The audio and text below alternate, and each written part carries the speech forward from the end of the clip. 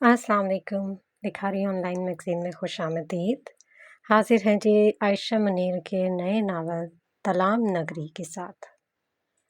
Fictional based novel है और जादू नगरी थोड़ा-सा इस चीज़ के ऊपर है, थोड़ा-सा सस्पेंस होगा, थोड़ा-सा इसमें थ्रिल होगा। तो हम लोग इसको स्टार्ट करते हैं। चलें जी। किस्मत। आखिर ये किस्मत है क्या? क्या आप इस पर यकीन रखते हैं? अगर आपको पहले ये से मालूम हो कि कहानी का अंजाम क्या होगा तो क्या आप उसे बदल सकते हैं? ये सिर्फ आप वही करेंगे जो किस्मत में लिखा है। लेकिन शायद सबसे ज़्यादा खौफनाक बात ये नहीं कि आपको कहानी का अंजाम मालूम ना हो, बल्कि सबसे होलनाक ये है कि आपको अंजाम का इल्म हो, मगर आप उसे बदलने से कासिर हों। जब आपके पास कोई इख्तियार ना हो और हर कदम वही उठाएं जिस पर किस्मत आपको चलने पर मजबूर कर दे। चलते चलते हैं एक जादुई सफ़र पर, जहाँ पर हर कदम पर एक नई दुनिया मुंतज़िर हो। वहाँ ख्वाब हकीकत बन जाते हैं और जहाँ हर लम्हा हैरत की कोई नई बात छुपी हुई होती है। अपने सर पर सुर्ख चोगा बराबर करता वो जल्दबाजी से कदम उठाता आगे बढ़ रहा था कि अचानक उसके पीछे से आवाज़ उभरी।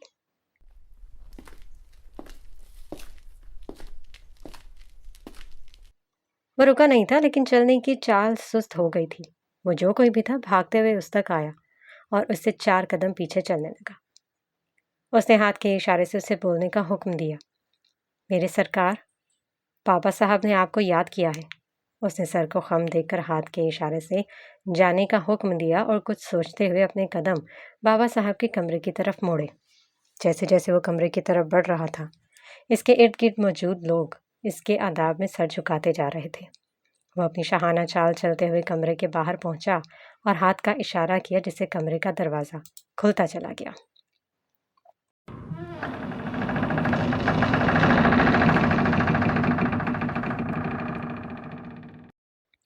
वो कमरे में दाखिल हुआ और सामने बैठी हस्ती को सलाम किया। मरहबा बाबा साहब, आपने हमें याद किया। सामने बैठी हस्ती ने मुस्कुरा कर उससे देखा और आहिस्ता आहिस्ता कदम उठाते इसके पास आए। सबसे पहले तो मेरी माफ़ी कबूल करें। मुझे पता है जादूगर को किसी सफ़र की शुरुआत में मदाखलत पसंद नहीं। इनकी बात पर इसने मुस्कुराते हुए सुर्ख चोगा पीछे को गिराया। मैं आपका वक्त ज़ाया किए बगैर आपको बताता हूँ। मेरे पास एक बहुत बड़ी खबर है। मेरे साथ चलिए। उन्होंने कहते उसे चलने का कहा और सामने मौजूद स्याह दरवाजे को धकेलते एक छोटे से कमरे में दाखिल हुए। वो भी इनके पीछे कमरे में दाखिल हुआ। बाबा साहब ने हाथ के इशारे से टेबल पर मौजूद कागज़ को हवा में मुअल्लिक़ किया। वो वापस आ रही है, जिसका हमें पिछले 20 सालों से इंतज़ार था। उसने अपनी सब आँखें इस हवा में तहलील कागज़ पर गाड़ी, जहाँ पर 2 छोटी सी खूबसूरत बच्ची किसी लड़की में तब्दील हो रही थी। इसकी आंखें हैरत में डूब गई। इस लड़की की सिर्फ आंखें नजर आ रही थीं, जो नीले रंग की थी। बाकी चेहरा धुंधलाया हुआ था, जिस वजह से वो वाज़ेह न था। क्या आपके पास मुकम्मल तस्वीर नहीं? वो ये कहकर खामोश हो गया। नहीं, मैंने बहुत कोशिश की, लेकिन शहज़ादी के गिर्द बहुत ताकतवर हिसार है। वो कभी भी किसी भी वक्त पानियों के महल आ जाएंगी और हमारा सदियों से बाकी रह जाने वाला काम शहज़ादी पूरा करेगी। क्या हमारे पास आखिर यही हल है? वह अब तक कागज़ पर उभरी तस्वीर को देख रहा था। कि कुदरत का फैसला है, हम इसमें कुछ नहीं कर सकते। वो तहम्मुल से बोले। और अगर शहज़ादी ना आई? उसने तमस्खराना अंदाज में मुस्कुराते हुए कहा और बाहर की तरफ कदम बढ़ाए। वो आएंगी। हमने इसका 20 साल इंतज़ार किया है। कुदरत लाएगी इसे। बाबा साहब के इसके पीछे कदम बढ़ाते हुए बोले। फिर मुझे इंतज़ार रहेगा आपकी शहज़ादी का। ये कहते हुए उसने अपने सर पर चोगा डाला, जिसमें से इसकी सब आंखें नुमाया हो रही थीं। बाहर की तरफ कदम उठाते उसके लब मुस्कुराए थे। उसने सर झटका और सर उठाते उस आंखों का रंग सबसे सुर्ख हो गया था और फिर वो हवा में तहलील होता मंजर से गायब हुआ था।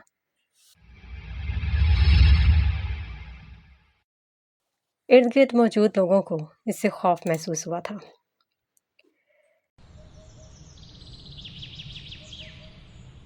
कदीम महल पर सुबह सवेरे के मंजर वाज़े हो रहे थे।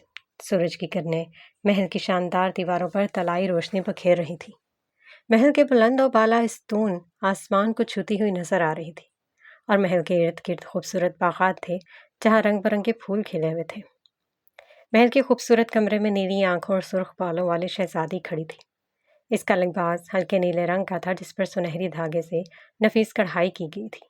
اس کے بالوں کی لال چمک سورج کی روشنی میں مزید نمایاں ہو رہی تھی، اور اس کی نیلی آنکھوں میں ایک خاص چمک تھی جو اس کے معصوم دل پر اور پرسکون روح کو عکاسی کر رہی تھی۔ شہزادی سفر کے لیے تیار ہو رہی تھی۔ اس کے پیچھے ایک بڑی قدیم الماری تھی جس کے دروازے کھلے تھے، اور اندر موجود سفر کے لیے ضروری سامان اور قیمتی اشیاء نظر آ رہے تھے۔ شہزادی خوبصورت ہیرے کے ہار کو اپنے گلے میں پہن رہی تھی جو اس کی شخصیت کو مزید پرکشش بنا رہا تھا۔ ہار اس کے سراہی گردن میں جچ رہا تھا۔ کمرے کے ایک جانب ایک بڑی کھڑکی تھی جس سے باہر کا منظر صاف دکھائی دیتا تھا۔ ہوا کے ہلکے جھونکے سے پردے ہل رہے تھے، اور باہر سے آنے والی خوشبوؤں سے معطر کمرہ ہو رہا تھا۔ شہزادی کے چہرے پر سفر کے لیے تیار ہونے کی خوشی اور جوش نظر آ رہا تھا، اور وہ اس لمحے کو دل کی گہرائیوں سے محسوس کر رہی تھی۔ جلدی کرو، کیا تمہیں نہیں پتا؟ شہزادی کو تاخیر پسند نہیں۔ ملازموں کی بھیڑ میں سے نکلتی وہ شہزادی کے کمرے کی طرف بڑھی، لیکن سامنے سے آتی شہزادی کو دیکھ کر وہ ایک طرف ہو کر ادب میں جھکی۔ شہزادی کے گزرتے اس کے پیچھے بڑھی۔ سفر کی تیاری کیسی ہے بانو؟ ٹھہر ٹھہر کر لفظ ادا ہوئے۔ جی شہزادی صاحبہ، سفر کی تمام تیاریاں مکمل ہیں، بانو شہزادی کے پیچھے چلتے ہوئے بولی۔ دلان کے دروازے پر رکتے ہوئے اس نے ایک لمبا سانس کھینچا اور اندر کی طرف بڑھی۔ سامنے ہی رانی صاحبہ اپنے تخت پر براجمان تھی۔ وہ قدم قدم اٹھاتی ان تک آئی۔ ماں، کیا میرا جانا ضروری ہے؟ اس نے بہت آس سے پوچھا۔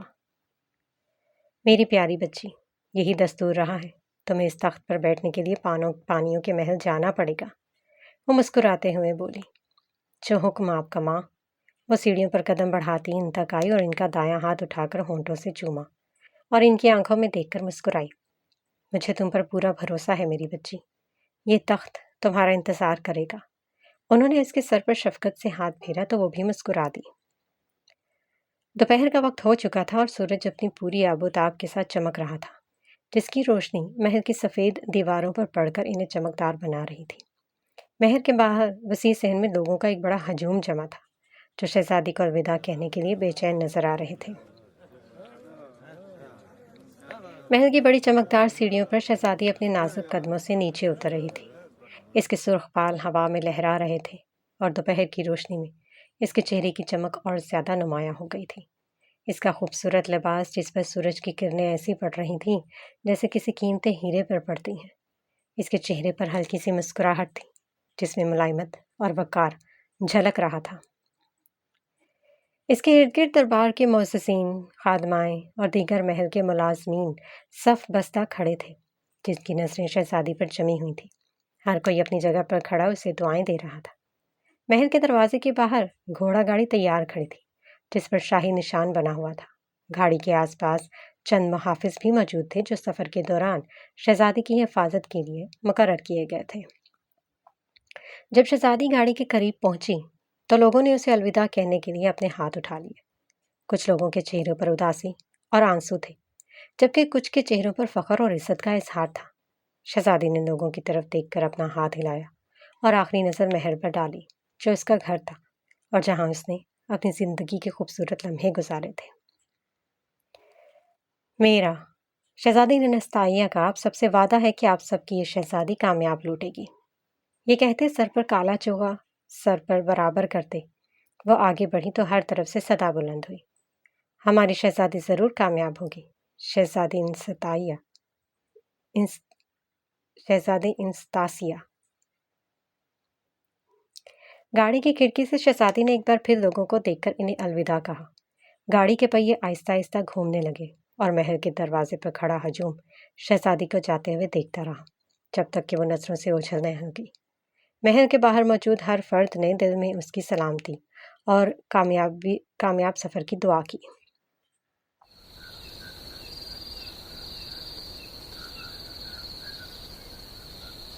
ہر طرف رات کا سناٹا چھا رہا تھا، جیسے کائنات نے اپنی سانسیں روک لی ہوں۔ چاند کی مدھم روشنی درختوں کے بیچ سے گزرتے ہوئے گھنے جنگل کو پرسرار بنا رہی تھی۔ رات کے سناٹے کو گھوڑے کی تیز ٹاپوں کی آواز چیرتی ہوئی جا رہی تھی۔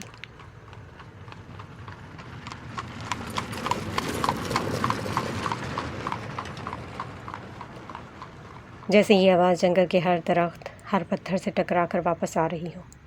گھوڑا گاڑی اپنی تیز رفتار سے راستے پر آگے بڑھ رہی تھی، جیسے اسے بھی اپنی منزل پر پہنچنے کی بے چینی ہو۔ گاڑی کے اندر ایک لالٹین جل رہی تھی، جس کی مدھم روشنی گاڑی کے اندرونی حصے کو روشن کر رہی تھی۔ بانو، کتنا سفر باقی ہے؟ اس کی آواز میں ہلکی سی تھکان اور بے چینی محسوس ہو رہی تھی۔ بانو جو انستاسیا کی دائیں طرف بیٹھی تھی کھڑکی کھولی اور باہر جھانکتے ہوئے بولی، شہزادی صاحبہ، منزل قریب ہی ہے۔ بانو کی نظریں باہر کے گھنے جنگل پر جم گئیں، جہاں چاندنی رات میں سائے ہر چیز کو مزید پرسرار بنا رہے تھے۔ انستاسیا نے دوبارہ سوال کیا، مجھے وہاں کتنی دیر رہنا ہوگا؟ اس کا سوال کچھ عجیب سا تھا۔ بانو نے حیرت سے اپنی شہزادی کی طرف دیکھا۔ اس کے چہرے پر کچھ اور ہی سوچوں کی چھاپ تھی۔ وہ کھڑکی سے باہر کی جانب دیکھ رہی تھی، جیسے کوئی گہرا راز اس کے دل میں بسا ہو۔ بانو نے کچھ توقف کے بعد جواب دیا، شہزادی صاحبہ، جب پانیوں کے محل کی رانی کو یہ محسوس ہوگا کہ آپ تخت سنبھالنے کے لیے مکمل تیار ہیں، تب آپ کو واپس آپ کے محل بھیج دیا جائے گا۔ بانو کے الفاظ میں عجیب سی گمبھیرتا تھی، لیکن انستاسیا کی توجہ کہیں اور تھی۔ اس کی نظریں کھڑکی سے باہر ایک دور بستی پر مرکوز تھیں۔ یہ کون سی جگہ ہے؟ انستاسیا کے لبوں سے حیرت بھرے الفاظ نکلے، جیسے اس بستی نے اس کی سوچوں میں ایک نئی کھڑکی کھول دی ہو۔ بانو نے بھی اس سمت دیکھا اور جواب دیا، شہزادی صاحبہ، یہ تلام نگری ہے، جادوگر تلام کی بستی۔ لوگ اس جگہ سے خوف کھاتے ہیں، اور جو کوئی یہاں جاتا ہے کبھی واپس نہیں آتا، خاص کر 14ویں کی رات کا راز، جس کا کوئی پتہ نہیں چلا سکا۔ اسی رات یہاں سے خوفناک آوازیں آتی ہیں۔ یہی وجہ ہے کہ ہماری اور تلام نگر کی بستیوں کے بیچ سرحد قائم کی گئی ہے۔ بانو نے ایک لمبا سانس کھینچا، جیسے اس بستی کا ذکر کرتے ہوئے اس پر بھی خوف کا سایہ پڑ گیا ہو۔ انستاسیا کی نظریں بستی کے درمیان واقع ایک بڑے سیاہ محل پر جم گئیں۔ وہ محل اپنی شان و شوکت سے سیاہ رات میں بھی نمایاں تھا اور لوگوں کے دلوں میں خوف کی لہر دوڑا دیتا تھا۔ لیکن انستاسیا کی آنکھوں میں تجسس اور بے خوفی کی چمک جاگ اٹھی، جیسے وہ کسی نئی مہم جوئی کے لیے تیار ہو۔ جادوگر تلام، شہزادی انستاسیا نے زیر لب بڑبڑایا، جیسے وہ کوئی نام اس کے دل کی دھڑکنوں سے ہم آہنگ ہو گیا ہو۔ اس کے لبوں پر ہلکی سی مسکراہٹ ابھری اور وہ دوبارہ اس نام کو دہرایا، جادوگر تلام۔ شہزادی انستاسیا کی آواز میں عجیب سی طاقت تھی، جیسے وہ اس پرسرار جادوگر کے رازوں کو جاننے کی خواہش میں مبتلا ہو چکی ہو۔ اور یوں رات کی پرسراریت اور جنگل کا سناٹا شہزادی کی اس نئی مہم جوئی کا گواہ بننے کے لیے تیار تھے۔ تلام نگری، ایک سیاہ اندھیرے میں ڈوبی ہوئی بستی، جو خوف اور پرسراریت کی علامت سمجھی جاتی تھی۔ یہاں ہر چیز پر گہرے سائے کا قبضہ تھا، جسے روشنی نے اس جگہ سے ہمیشہ کے لیے کنارہ کر دیا۔ رات کا اندھیرا بستی کی گلیوں اور گھروں کو اپنے آغوش میں لے چکا تھا۔ ہر طرف خاموشی چھائی ہوئی تھی، اور ہوا میں ایک سرد اور بھاری پن تھا جو یہاں کے ماحول کو اور بھی خوفناک بنا رہا تھا۔ بستی کے درمیان میں ایک عظیم الشان سیاہ محل کھڑا تھا، جو اپنی بلند و بالا دیواروں اور میناروں کے ساتھ آسمان کو چھوتا ہوا نظر آتا تھا۔ محل کی دیواریں گہرے سیاہ پتھروں سے بنی ہوئی تھیں، جو رات کے اندھیرے میں اور بھی گہرے ہو گئے تھے۔ محل کے آسمان کی طرف ایسا اشارہ کر رہے تھے جیسے وہ کسی پرسرار قوت سے رابطہ قائم کرنے کی کوشش کر رہے ہوں۔ محل کے اطراف میں جنگل تھا، جو خود بھی سیاہی میں ڈوبا ہوا تھا، اور درختوں کی ٹہنیاں اس طرح جھکی ہوئی تھیں جیسے کسی پوشیدہ خوف سے دب گئی ہوں۔ محل کی کھڑکیوں سے ہلکی ہلکی روشنی باہر آ رہی تھی، جو صرف اس قدر تھی کہ محل کے وجود کا پتہ چل سکے۔ لیکن یہ روشنی بھی کسی نیکی کی علامت نہیں تھی، بلکہ اس سے خوف اور بے چینی کا احساس ہوتا تھا۔ محل کے چاروں طرف کا ماحول ایسا تھا جیسے یہاں زندگی کوئی رمق باقی نہ ہو۔ یہاں کی فضا میں ایک گمبھیر خاموشی چھائی ہوئی تھی، جسے کبھی کبھار دور سے آتی کوئی پرسرار آواز توڑتی تھی۔ سیاہ محل کی دیواروں پر رات کی سیاہی مزید گہری ہو رہی تھی۔ جادوگر تلام اپنے بھاری قدموں سے محل کے مرکزی دروازے سے جیسے اندر داخل ہوا، اچانک اس کے قدم رکے۔ اس کے جسم میں ایک جھٹکا سا محسوس ہوا، جیسے کوئی غیر مرئی طاقت اس کے اندر ارتعاش پیدا کر رہی ہو۔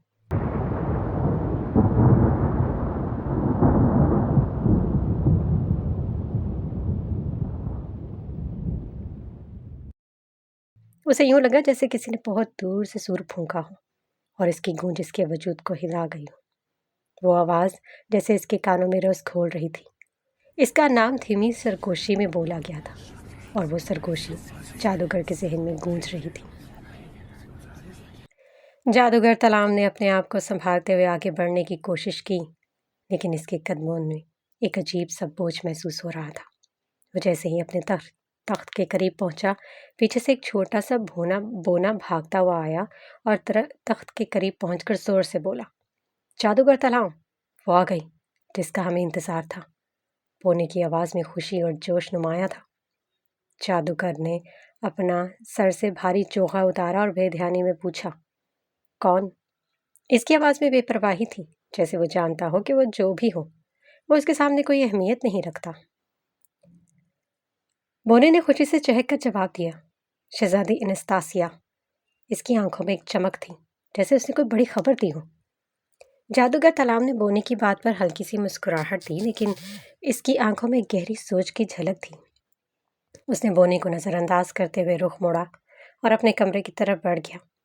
اس کے مضبوط قدم اور مستحکم تھے، لیکن اس کے چہرے پر ایک عجیب سی خاموشی تھی، جیسے وہ جانتا ہو کہ اب کچھ غیر معمولی ہونے والا ہے۔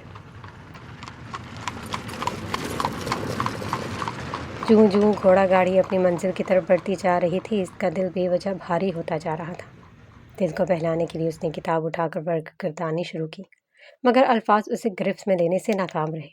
تبھی گھوڑا گاڑی اچانک جھٹکے سے رکی۔ کیا ہوا ہے بانو؟ اس نے ساتھ بیٹھی بانو کو متفکر انداز میں مخاطب کیا۔ میں دیکھتی ہوں شہزادی۔ بانو فوراً بگی کا دروازہ کھولتی نیچے اتر گئی۔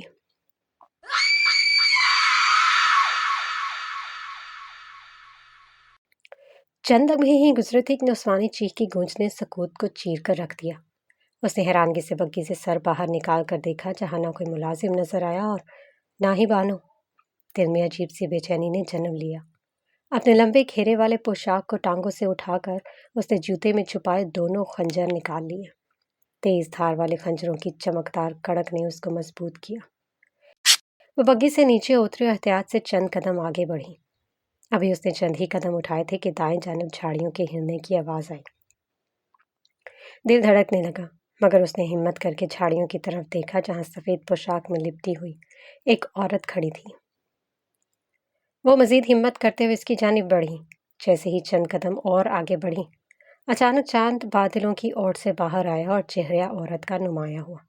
یہ منظر اتنا خوفناک تھا کہ انستاسیا کی چیخ بے ساختہ نکل گئی۔ سامنے کھڑی مخلوق نہ تو کوئی انسان تھی، نہ ہی حیوان، بلکہ ایک بھیانک راکشس تھی جس کے منہ سے ہر طرف خون بہہ رہا تھا۔ وہ خوفناک مخلوق انستاسیا پر جھپٹی، مگر اس نے جلدی سے خنجر سے وار کیا۔ مخلوق بلبلاتے ہوئے ایک قدم لڑکھڑائی۔ اس کی چیخوں کی گونج پورے جنگل میں پھیل گئی۔ دور کہیں اپنے کمرے میں ٹیبل پر جھکا جادوگر تلام اس خوفناک چیخ پر چونک کر سیدھا ہوا۔ اس کے ذہن میں کچھ نہ کچھ ہلچل سی پیدا ہو رہی تھی۔ ادھر انستاسیا نے مزید وقت ضائع کیے بغیر جنگل کی طرف دوڑ لگائی۔ وہ مخلوق بھی اس کے پیچھے دوڑی۔ انستاسیا کے لبوں پر چیخوں اور آنکھوں میں خوف طاری تھا۔ روتے ہوئے وہ چیخ رہی تھی، جیسے اس کے اندر کے خوف کو نکالنے کا یہی واحد راستہ ہو۔ بھاگنے کی شدت سے اس کی گول گھیرے والی فراک جھاڑیوں میں الجھ کر جگہ جگہ سے پھٹ گئی، مگر وہ اس کی پرواہ کیے بغیر بھاگتی رہی۔ جب اس کا پاؤں ایک کاٹدار جھاڑی سے ٹکرایا تو درد کی ایک شدید لہر اس کے جسم میں دوڑ گئی۔ وہ سسکتی ہوئی ایک بڑے درخت کے تنے کے پیچھے چھپ گئی۔ اس نے اپنے منہ پر ہاتھ رکھ کر اپنی سسکیوں کا گلا گھونٹنے کی کوشش کی، مگر قدموں کی آہٹ اس کے قریب آتی جا رہی تھی۔ دل کی دھڑکنیں تیز ہو گئی۔ اچانک وہ مخلوق اس کے سامنے آ گئی۔ انستاسیا کی چیخ نکل گئی اور اس کے لبوں سے بے اختیار ایک نام نکلا، جادوگر تلام۔ دوسری طرف بیٹھا تلام جھٹکے سے اٹھا۔ اس نے خوف بھرے انداز میں دیکھا کہ مخلوق اس پر وار کرنے کے لیے جھپٹ رہی ہے اور وہ بے بسی سے اپنی آنکھیں بند کر گئی۔ لیکن کچھ لمحوں بعد ایک ٹھنڈی ہوا کے جھونکے نے اس کی پلکوں کو پھڑپھڑایا اور اس نے ڈرتے ہوئے آنکھیں کھولی۔ آنکھوں میں حیرانی لیے اس نے دیکھا کہ ہوا میں اڑتا ہوا ایک شخص اس کو کمر کو تھامے اسے اپنے قریب کیے ہوئے تھا۔ اس کے دانے ہاتھ سے ایک جادوئی طاقت مخلوق کو بھی ہوا میں اڑائے درخت سے لگا رہی تھی۔ چند لمحوں بعد تلام نے اپنے ہاتھ سے جھٹکا دیا تو وہ مخلوق راکھ بن کر ہوا میں بکھر گئی۔ اس نے ہاتھ کو اٹھاتے ہوئے ایک بار پھر ایک پتھر جو غائب کیا تھا۔ اب نظروں کا رخ انستاسیا کی طرف مڑا جس کے سرخ بال ہوا میں لہرا رہے تھے اور نیلی آنکھیں تلام کی سبز آنکھوں میں جیسے سبا گئی تھی۔ اس وقت جیسے وقت رک سا گیا تھا۔ پھر یہاں سے شروع ہوتی ہے ایک پرسرار جادوئی کہانی، اور پھر یہاں سے شروع ہوتی ہے جادوگر اور شہزادی کی کہانی۔ یہاں سے شروع ہوتی ہے تلام اور انستاسیا کی کہانی۔ کچھ پل بعد ایک دم سب کچھ جیسے نارمل ہو گیا۔ وہ خوبصورت ہستی جادوگر تلام کی باہوں میں جھول گئی۔ تلام نے نرمی سے اس کے چہرے پر آئے بالوں کو پیچھے کیا اور مسکراتے ہوئے زمین پر قدم جمائے۔ شہزادی، شہزادی! اچانک بانو کی جانی پہچانی آواز نے اس کے کانوں میں گونجنا شروع کیا۔ وہ ایک جھٹکے سے اٹھی اور بانو جو اسے گالوں پر تھپ تھپائے ہوئے جگا رہی تھی خوف سے چیخ پڑی۔ انستاسیا نے گھبرا کر اپنے چوغے سے اپنے لباس کی طرف دیکھا جو صحیح حالت میں تھا، جیسے کچھ دیر پہلے پیش آیا منظر محض ایک خواب تھا۔ مجھے کیا ہوا تھا؟ اس نے غصے سے بانو کی طرف دیکھا۔ ہمیں نہیں معلوم شہزادی صاحبہ، گھوڑا کھاڑی کے سامنے ایک بڑا پتھر آ گیا تھا، ملازموں نے اسے پیچھے دھکیلا، تب میں بگی میں سوار ہوئی تو آپ بے ہوش پائے۔ بانو نے اس کے ماتھے پر آئے پسینے کے قطروں کو نرمی سے صاف کیا۔ ٹھیک ہے، سفر دوبارہ شروع کرو، اس نے حکم دیتے ہوئے سر سیٹ سے ٹکا دیا اور آنکھیں موند لیں۔ دل کی دھڑکنیں ابھی بھی بے ترتیب تھیں، مگر اس نے خود کو سنبھالنے کی کوشش کی۔ گھوڑا گاڑی دھیرے دھیرے پانیوں کے محل کے سنگین راہداریوں میں داخل ہو رہی تھی۔ جیسے ہی محل کی زمین پر اس کے نازک قدم پڑے، ایک سرد سی لہر نے اس کے وجود کو اپنی گرفت میں لے لیا۔ اس کی حالت دیکھ کر پیچھے اترتی بانو فوراً آگے بڑھی اسے سنبھالنے کی کوشش کی۔ دھڑکنیں بے ترتیب ہو رہی تھیں، مگر اس نے دل پر قابو پاتے ہوئے قدم محل کی طرف بڑھائے۔ یہ خوبصورت سا سفید محل تھا جسے دیکھ کر یوں محسوس ہوتا تھا جیسے کسی خواب کی دنیا میں داخل ہو گئے ہوں۔ محل چاروں طرف سے گھنے جنگل میں گھرا ہوا تھا جس کے اطراف میں ہلکے بہتے ہوئے پانیوں کا جال سا بچھا ہوا تھا۔ ان پانیوں کی صاف شفاف سطح پر درختوں کا عکس جھلکتا تھا جیسے وہ پانیوں کی تہہ میں دفن ہو۔ محل کی دیواریں چمکتے ہوئے سفید سنگ مرمر سے بنی ہوئی تھیں جو چاند کی روشنی میں جیسے خود بھی روشنی بکھیر رہی تھیں۔ اونچی محرابوں اور باریک نقوش سے آراستہ کھڑکیاں محل کو ایک پرسرار خوبصورتی عطا کر رہی تھیں۔ محل کے اطراف میں پھیلا ہوا جنگل اسے دنیا سے جدا ایک الگ ہی دنیا کا حصہ بناتا تھا جہاں سکون اور خوف کی ملی جلی فضا چھائی ہوئی ہو۔ یہ محل یوں تو ایک حسین منظر پیش کر رہا تھا، مگر اس کے ارد گرد کی فضا میں ایک عجیب سا پرسرار سکوت تھا۔ انستاسیا نے بانو کو حکم دیا کہ اسے جلدی سے اس کے کمرے تک پہنچا دیا جائے۔ بانو نے ہر کسی سے ملنے سے انکار کرتے ہوئے کہا، شہزادی بہت تھکی ہوئی ہیں، اس لیے کل صبح دربار میں حاضر ہوں گی۔ یوں وہ بغیر کسی تاخیر کے اپنے کمرے میں پہنچ گئی۔ شہزادی انستاسیا کا کمرہ خوابناک خوبصورتی کا نمونہ تھا۔ کمرے کی دیواریں ہلکے گلابی رنگ کے مخملی کپڑے سے ڈھکی ہوئی تھیں جن پر سنہری کڑھائی کی گئی تھی۔ چھت پر چمکدار کرسٹل کے فانوس لٹک رہے تھے جو روشنی پھیلانے کے ساتھ ساتھ ایک دلکش چمک بھی پیدا کر رہے تھے۔ کمرے کے وسط میں ایک بڑے کنگ سائز کے بستر پر نرم اور ریشمی تکیے اور کمبل بچھے ہوئے تھے جن پر خوبصورت پھولوں کے ڈیزائن بنے ہوئے تھے۔ بستر کے قریب ایک قدیم طرز کا سنگھار میز تھا جس پر قیمتی جواہرات اور خوبصورت زیور سجائے گئے تھے۔ کمرے کی ایک طرف سے بڑی سی بالکنی تھی جس کے ذریعے باہر کا دلکش منظر نظر آتا تھا۔ شیشوں کے سامنے نرم پردے لٹکے ہوئے تھے جو ہوا کے جھونکوں سے ہلکے ہلکے لہرا رہے تھے۔ کمرے میں خوبصورت قالین بچھا ہوا تھا جو نرم اور گرم محسوس ہوتا تھا۔ ایک کونے میں ایک شاندار طرز کی لکڑی کی الماری تھی جس میں کتابیں، قیمتی فن پارے اور خوبصورت سامان رکھا ہوا تھا۔ کمرے کی فضا میں عطر کی ہلکی سی خوشبو پھیلی ہوئی تھی جو سکون اور راحت کا احساس دلا رہی تھی۔ یہ کمرہ شہزادی کی شخصیت کی جھلک پیش کر رہا تھا۔ کمرے میں داخل ہوتے ہی اس نے اپنے سر سے بھاری چوکا اتار کر بے دلی سے ایک طرف پھینکا اور بالکنی کی طرف بڑھ گئی۔ جیسے ہی وہ بالکنی کا دروازہ کھولا، سرد ہوا کے تیز جھونکے نے اس کے وجود کو گھیر لیا۔ انستاسیا کی نظریں دور دور تک پھیلے ہوئے جنگل کی سیاہی کو چیرتی ہوئی تلام نگری کی طرف مرکوز تھیں۔ تلام نگری ایک وسیع و عریض علاقہ تھا جہاں سفید پتھروں سے بنے گھروں اور عمارتوں کی چمک رات کے وقت چاند کی روشنی میں نہا کر ہر چیز کو روشن کر رہی تھی۔ اس نگری کے بیچوں بیچ ایک سیاہ محل نمایاں تھا جو اپنی گھنی اور گہری سیاہی میں ڈوبا ہوا تھا، جیسے وہ کسی بھی چیز کو اندر جانے یا باہر آنے سے روک سکتی ہو۔ محل کی دیواروں پر اگی ہوئی کانٹے دار بیلوں نے اسے اور بھی زیادہ خوفناک بنا دیا تھا۔ سیاہ محل کے ارد گرد کوئی روشنی نہیں تھی، نہ ہی کوئی زندگی کا نشان۔ محل ایک خاموشی کی چادر اوڑھے ہوئے تھا اور رات کے اندھیرے میں یوں محسوس ہوتا تھا جیسے اس کی موجودگی ہی ایک خوفناک راز ہو جو صرف رات کی تاریکی میں ظاہر ہوتا ہو۔ چاند کی ہلکی روشنی میں بھی اس محل پر پہنچ کر دم توڑ دیتی تھی، جیسے وہاں کوئی روشنی کا گزر نہ ہو سکتا ہو، جیسے محل کسی بدرو کی طرح نگری پر حاوی ہو اور رات بھر اپنی سیاہ طاقت سے علاقے کو اپنی گرفت میں لیے رکھتا ہو۔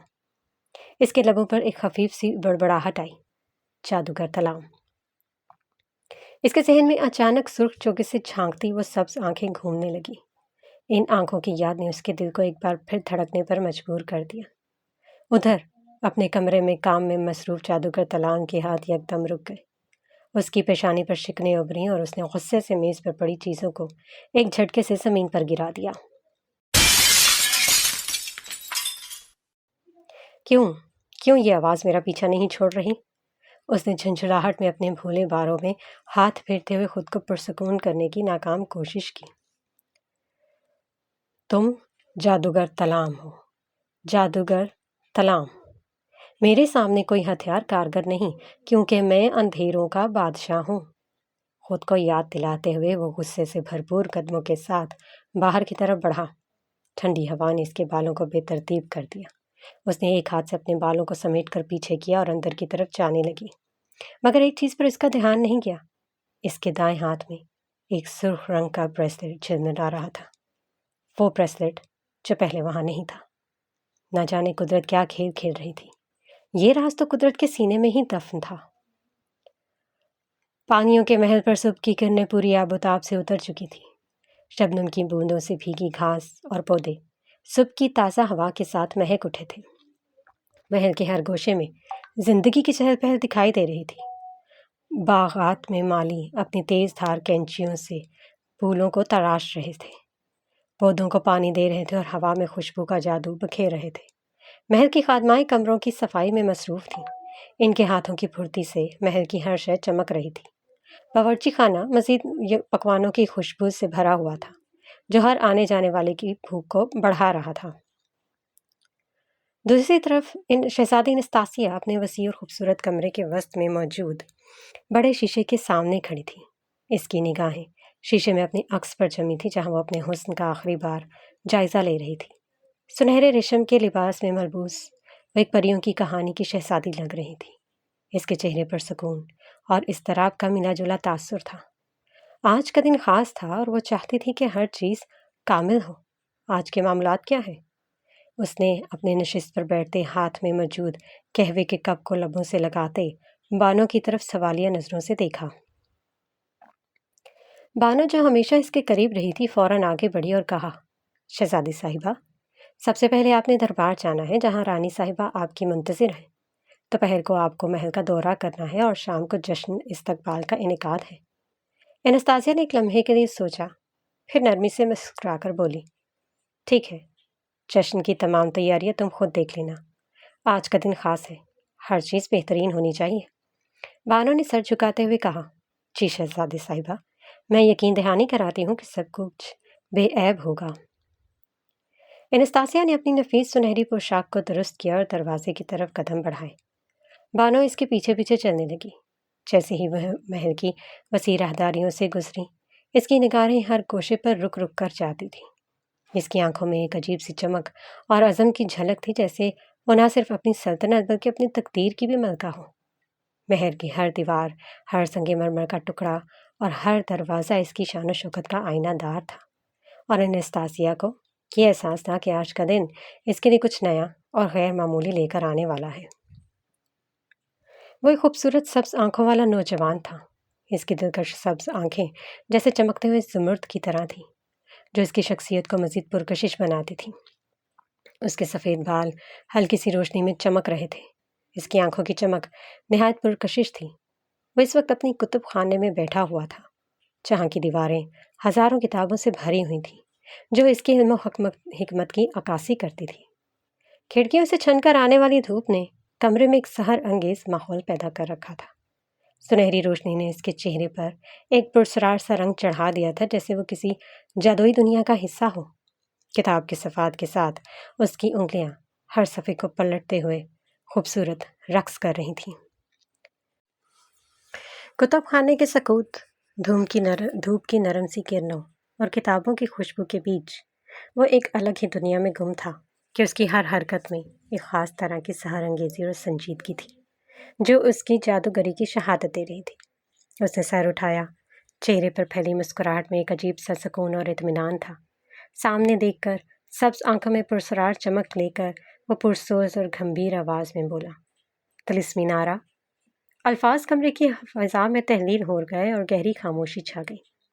خاموشی میں ایک عجیب سا بوجھ محسوس ہو رہا تھا، جیسے ہر چیز رک سی گئی ہو اور وقت اپنی جگہ تھم گیا ہو۔ پھر اچانک کمرے کی خاموشی کو چیرتے ہوئے ایک آواز گونجی، کیا تمہیں جادو پر یقین ہے؟ شاہی دربار کی جانب خود مختاری سے قدم بڑھاتے ہوئے وہ مختلف خیالات میں گھری ہوئی تھی۔ دور سے ملازموں نے اسے دیکھ کر آداب بجا لائے اور دروازہ کھولتے ہوئے بآواز بلند اعلان کیا، شہزادی انستاسیا تشریف لا رہی ہیں۔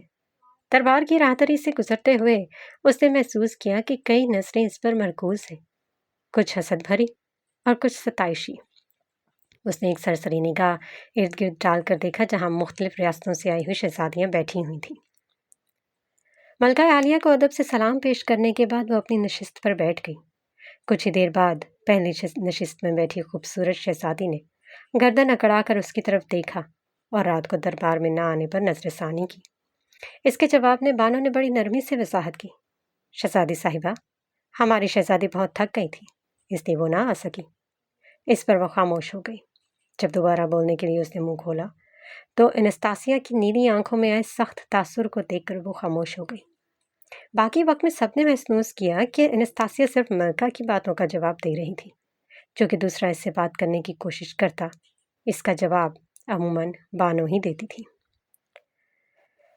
دوپہر کی سنہری دھوپ محل کی بلند و بالا دیواروں پر چھائی ہوئی تھی۔ شہزادی انستاسیا نے محل کے وسیع و عریض کمروں کا دورہ کیا، جہاں خادمائیں ہر کمرے کی باریکیوں کو بڑی تفصیل سے بتا رہی تھیں۔